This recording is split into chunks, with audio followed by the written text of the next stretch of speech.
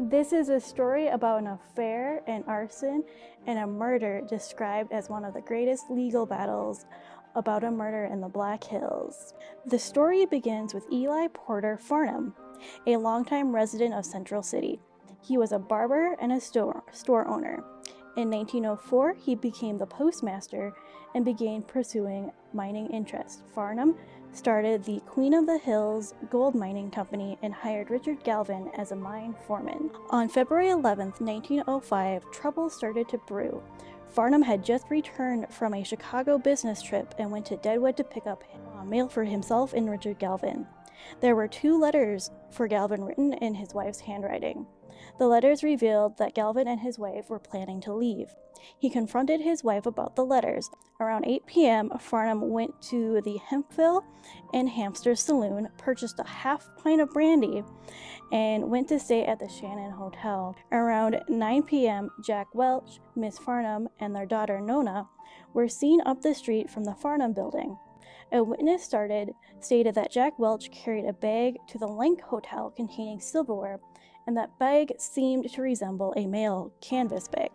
At 10 p.m., the Farnham building was on fire. They found Farnham in the hotel room, half-dressed in a condition of utter collapse. They assisted undressing him and discovered a very perceptible odor of kerosene still clinging on his shoes. On February 19th, Galvin was indicted by a grand jury for setting fire to an insured building. Later in February, Galvin was in the care of Miss Rose O'Donnell at the Sunnyside Hospital, where she described his state as being very mentally and physically unstable. During his time at the hospital, Richard Galvin made a visit and threatened him about giving him back those letters.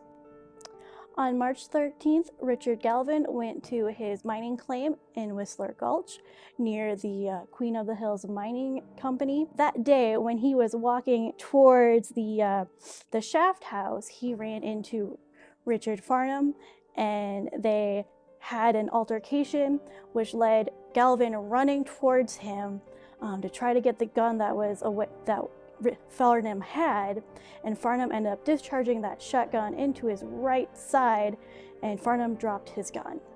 According to witness W.C. Torrance, Galvin did not fall, but actually started choking Farnham in the throat and beating him, and so he actually had to run into the altercation and separate them, but he wasn't able to do that physically, and so he hit Galvin over the head with the shotgun, and then him and his brother quickly placed Galvin in Farnham's one-horse buggy and ran him to the hospital as quick as possible. Farnham testified that Galvin had stopped in front of the shaft house and said, "Well, have you made up your mind about giving me those letters?" Galvin rushed towards him and compelled him to shoot, believing he was in danger of great bodily harm. A warrant was issued by Justice Nathan Coleman on complaint by State's Attorney W.H. Parker. Eli Farnham was arrested and not released on bail until May 10, 1905. On March 18th at 3:10 p.m., Galvin died of his gunshot wounds. For the rest of the story and more about mysterious deaths related to the case, check out Part 2 up now.